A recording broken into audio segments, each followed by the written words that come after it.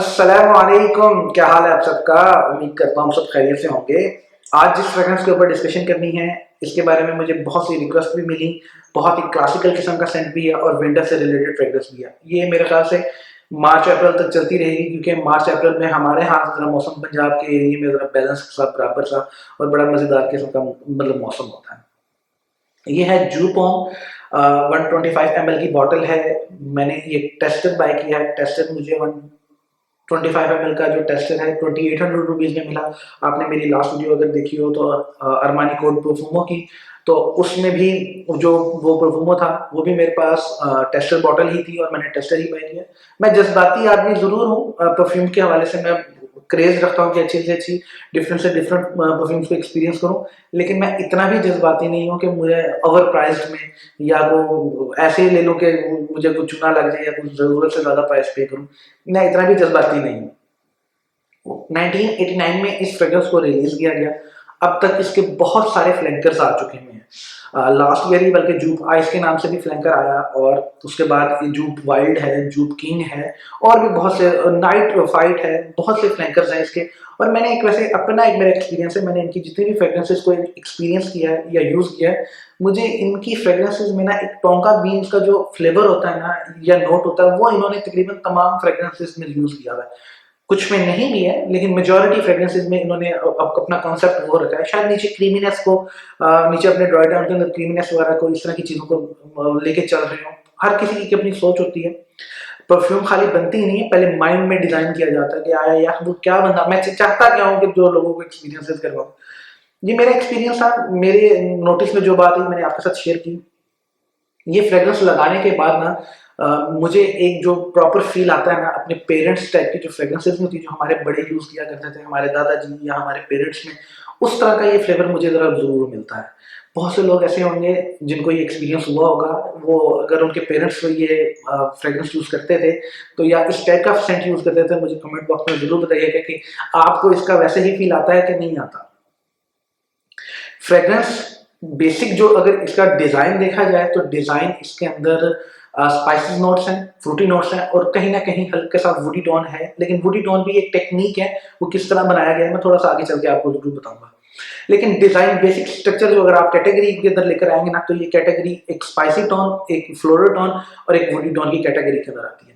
अब इस फ्रेग्रेंस की ओपनिंग सिट्रस है बिल्कुल है, लेकिन वो बहुत कम है। तकरीबन सारों में ही होती है, लेकिन इसमें बहुत कम है। इम्पैक्ट जो है वो इसके मिडल नोट्स का और बेस नोट्स का ज्यादा है।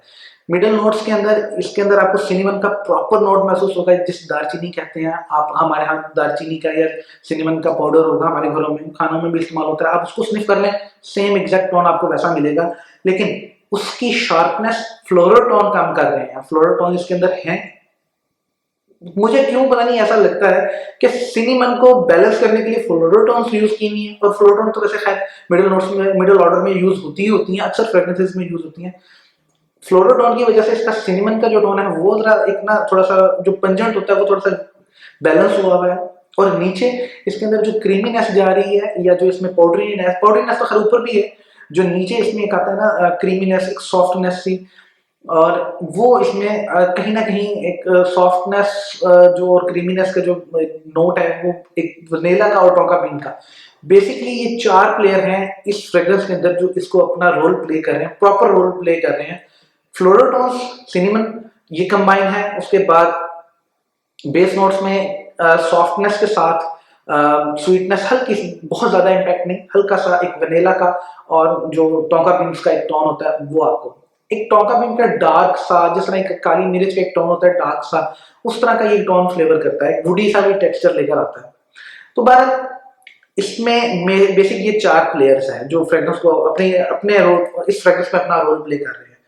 मुझे इसका ओपनिंग बहुत से लोगों को नहीं पसंद। मुझे वैसे अगर मेरी अपनी ओपिनियन पूछें तो ये बहुत ही बैलेंस्ड, बहुत ही एक डिसेंट ब्लेंड किस्म की फ्रेग्रेंस है।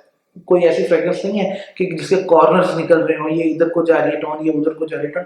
प्रॉपर ब्लेंड हुआ है, एक बड़ा रिफाइंड किस्म का इसको ब्लेंडिंग की गई है। बाकी इसकी ओपनिंग के बारे में बता रहा था कि बहुत से दोस्तों को इसकी ओपनिंग नहीं पसंद है। मुझे एक अमार भाई है, हमारे फेसबुक के ग्रुप के अंदर है, और मेरी बेगम की भी ये राय है जो अमार भाई की, कि उन्होंने भी मुझे कहा कि यार ये मुझे सिरप सा लगता है। और मेरी बेगम ने भी मुझे कहा कि ये बच्चों का सिरप लगता है। लेकिन देखें, ये अपनी अपनी प्रेफरेंसेस हैं, अपनी अपनी पसंद है। मैं ये सिरप कह के इसकी वैल्यू को डिक्रीज नहीं कर रहा, ये या इसको इस तरह नहीं कर रहा कि बहुत ही तूफान किस्म की चीज़ है, ऐसा भी नहीं है।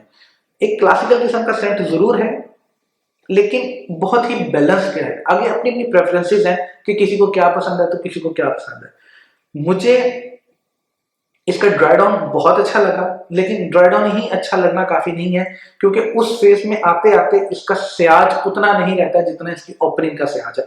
ओपनिंग मुझे इसकी अगर कैसी लगी उसको छोड़ते हैं तो ओपनिंग इसकी अच्छी है, परफॉर्म अच्छा करती है, एक अच्छा प्रोजेक्ट करती है, लेकिन स्याज में उतना अच्छा स्याज नहीं देती जितना ये अच्छा प्रोजेक्ट करती है। लेकिन अच्छा डिसेंट स्याज देती है, 1 से 1.5 घंटे के आसपास ये चलता है स्याज के अंदर। बकाया इसकी जो लास्टिंग है, मैं कहता हूँ कि कब जबरदस्त तरह की लास्टिंग है। पहले 5 घंटे तकरीबन, मैं घर से 9 बजे के करीब निकलता हूँ, 9, 10, 11, 12, 1, 2 तकरीबन 1, 2, 5 घंटों के आसपास तक मुझे अपने हाथ पे भी महसूस हुई इसकी। सॉरी, नमाज का टाइम हो गया था 12, सॉरी। मुझे इसका जो पहले 5 घंटों के आसपास है, इसकी लास्टिंग भी बहुत अच्छी मिली। लेकिन अगर मैं अपने कपड़ों पे बताऊं और अपनी गर्दन पे, जिस तरह मैं इस फ्रेग्रेंस को यूज करता हूँ, किसी भी फ्रेग्रेंस को, वो मुझे तकरीबन कोई शाम तक भी महसूस हुई। मुझे इसका शाम को भी कम्प्लीमेंट मिला, लेकिन मैं किसी भी फ्रेग्रेंस का कम्प्लीमेंट जब शाम को मुझे मिल रहा हो तो मैं उसको ऑन नहीं करता। उसको ऑन इस वजह से नहीं करता, देखो वो मुझे आगे मिला या मैं उसको जाके मिला हूँ। और मेरे केस में ऐसा नहीं है कि मैं दूर गुजर रहा हूँ तो दूर दूर तक आए, और इतना बड़ा लंबा स्याज भी नहीं होता कि 8, 9 घंटे किसी फ्रेग्रेंस का स्याज चले। मैक्सिमम मैक्सिमम अब तक मैंने 3, 3.5 घंटे तक के स्याज खुद एक्सपीरियंस किए हैं। जो मैं जिस तरह एवेंटस का तकरीबन 2.5 से 3 घंटों के आसपास का, निशानी की हाची वाट का, उसका मैंने तकरीबन कोई 3, 3.5 घंटों तक भी उसका स्याज मिला है। तो बात, मैं इसको इतना लंबा स्याज ऑन नहीं करता, बाकी परफॉर्म ये अच्छा करती है। अब आप भाइयों का ये अगर आपका इसके साथ एक्सपीरियंसेस हैं तो मुझे जरूर बताइएगा कि यार आपको भी ऐसा फील आता है कि आपके पेरेंट्स टाइप का ये फ्रेग्रेंस है, जरा क्लासिकल किस्म का सेंट है। तो मुझे जरूर बताइएगा, अपनी ओपिनियन को मुझे कमेंट्स बॉक्स में जरूर एक्सपीरियंसेस शेयर भी कीजिएगा और मुझे बताइएगा भी। तो ये थी मेरा एक्सपीरियंस, मेरा ओपिनियन जो मैंने आप लोगों के साथ शेयर की। ये फ्रेग्रेंस एक अच्छी है अगर कोई भाई नई मॉडर्न टाइप का सेंट, जिस तरह एक्वा डी परफ्यूमो टाइप के सेंट्स हो गए, और बड़ी जिस तरह स्पाइस बॉम्ब टाइप के फ्रेग्रेंसेस होगी जो कि अब मॉडर्न टाइप के सेंट्स हैं, उस तरह टाइप के फ्रेग्रेंसेस को एक्सपीरियंस करना चाहते हैं तो शायद ये उनके लिए नहीं है। जो जरा क्लासिकल किस्म का या वो अपनी कलेक्शन में रखना चाहते हैं तो वो उनका, मेरा ख्याल से ये सेंट उनके लिए जरूर है। तो आपका क्या एक्सपीरियंस है मुझे जरूर शेयर कीजिएगा। ये मेरी ओपिनियन थी जो मैंने आपके साथ शेयर की। मुझे दुआ में याद रखिएगा, चैनल को सब्सक्राइब कीजिएगा, वीडियो को लाइक कीजिएगा।